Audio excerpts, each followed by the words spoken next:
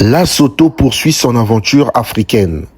Le club congolais s'est imposé dimanche au stade Alphonse Massamba Deba 2-0 face au Ferroviario de Maputo. Les réalisations portent les signatures de Prince Mwanza Mapata sur penalty et de Charles Achipo. Déjà victorieuse 1-0 à l'aller au Mozambique, la Soto confirme sa solidité et décroche ainsi pour la troisième fois de son histoire son ticket pour la phase de groupe de la Coupe de la Confédération CAF. Le tirage au sort est prévu pour le lundi 3 novembre avant le coup d'envoi de la phase de groupe le 21 novembre prochain.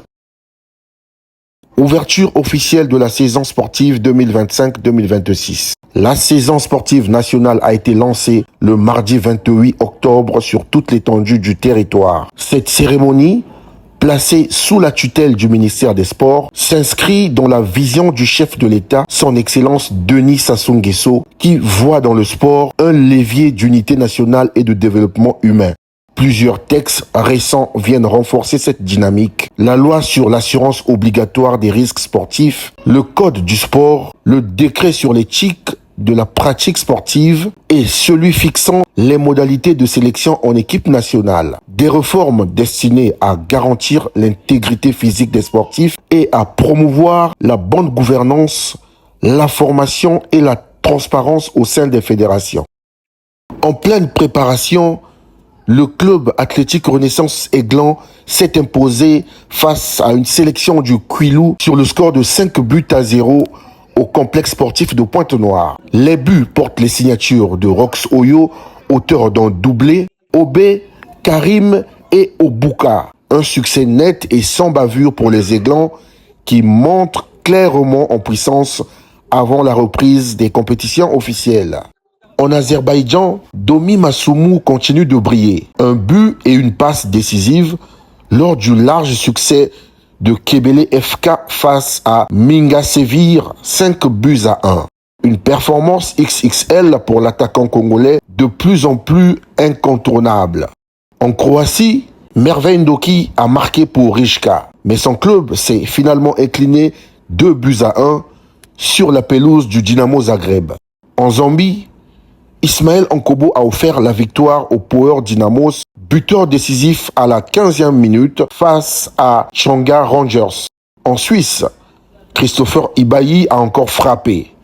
Buteur à la 39e minute, il a relancé le FC Fun, vainqueur 2-1 face au FC Sion. Il devient ainsi le meilleur buteur du championnat suisse. Et en Chine, Gimbenza signe un nouvel exploit. Champion de deuxième division avec son club, il décroche la montée en Super League chinoise. Une belle récompense pour une saison pleine de régularité et d'efficacité pour l'attaquant congolais. Page noire. Triste nouvelle pour le sport congolais. Décès de Benito Amouzou, président fondateur du centre d'études Sport Ladjiri. Un homme passionné, visionnaire qui a marqué de son empreinte le football congolais. Toute notre compassion à sa famille et à ses proches. Son œuvre et son engagement resteront à jamais gravés dans nos mémoires. Et pour terminer, à l'occasion de la journée de la jeunesse africaine, célébrée ce 1er novembre, le ministre des Sports, Hugues Ngwelondele, a rappelé l'engagement du gouvernement à placer la jeunesse au cœur du développement du sport. Mesdames et messieurs, chers jeunes, en ce 1er novembre, la République du Congo se joint à l'Afrique entière pour célébrer la journée de la jeunesse africaine. Instituée par la Charte africaine de la jeunesse, adoptée en 2006 et ratifiée par notre pays en octobre 2010. Cette journée est bien plus qu'un moment symbolique. Elle est l'expression d'une promesse collective d'impliquer pleinement notre jeunesse dans la transformation durable de notre continent. Le thème retenu cette année, de l'aspiration à l'action, la jeunesse en tant que catalyseur du développement durable, nous rappelle qu'il est grand temps d'agir. Il est temps que chaque jeune prenne sa place dans le chantier du développement de nos pays respectifs. Pour ce faire, il est important pour les pouvoirs publics, entre autres, de garantir un accès équitable à une éducation de qualité afin de réduire le taux de décrochage et de préparer les jeunes aux métiers d'avenir. Renforcer l'insertion économique et l'entrepreneuriat juvénile à travers la formation qualifiante, l'apprentissage et le soutien à l'innovation. Promouvoir la participation citoyenne et l'engagement des jeunes dans la vie publique afin que chaque jeune soit acteur et non spectateur. Assurer la protection des jeunes vulnérables face aux inégalités territoriales, de genre ou de handicap. Impliquer activement la jeunesse dans la transition écologique en valorisant son énergie, sa créativité et son engagement pour un Congo plus vert et durable. Au niveau continental, l'initiative One Million Next Level, lancée par l'Union africaine, vise à toucher 300 millions de jeunes dans les domaines de la santé et du bien-être, de l'éducation, de l'emploi, de l'entrepreneuriat et de l'engagement.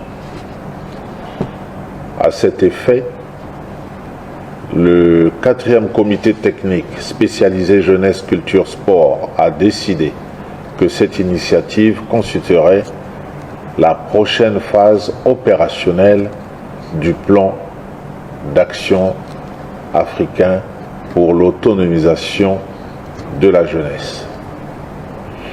Mesdames et messieurs, notre jeunesse qui représente près de 76% de la population constitue une force démographique, un atout pour notre pays.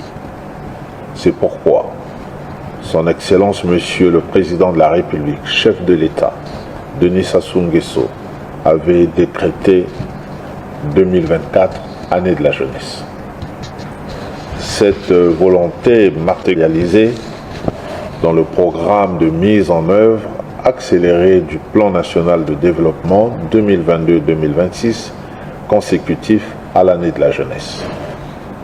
À cela s'ajoutent plusieurs dispositifs structurants, parmi lesquels le projet Mossala qui vise à former et insérer 5000 jeunes dans des filières d'avenir. Le programme Stagi pour l'amélioration de l'employabilité et l'accompagnement professionnel des jeunes. Le programme Emploi diplômé visant à donner une première expérience aux jeunes diplômés pour faciliter leur insertion dans le monde du travail. Le projet d'intégration de la jeunesse au développement national, Youth Connect Congo, qui promeut la participation de la jeunesse à l'entrepreneuriat, l'innovation numérique et la participation citoyenne. Le programme de promotion de l'entrepreneuriat des jeunes, en sigle PEPEJ. Ces instruments sont autant de voies concrètes pour permettre à la jeunesse congolaise de passer de l'aspiration à l'action. Chers jeunes, vous avez du potentiel pour impulser le développement durable de notre pays. Et votre détermination à réussir est cruciale. L'État ne cessera de vous apporter son soutien multiforme pour l'atteinte de ces objectifs. Je vous encourage vivement, individuellement ou collectivement, à jouer un rôle de premier plan dans la construction du Congo. Ensemble, passant de l'aspiration à l'action, vive l'Afrique, vive la jeunesse africaine. Je vous remercie.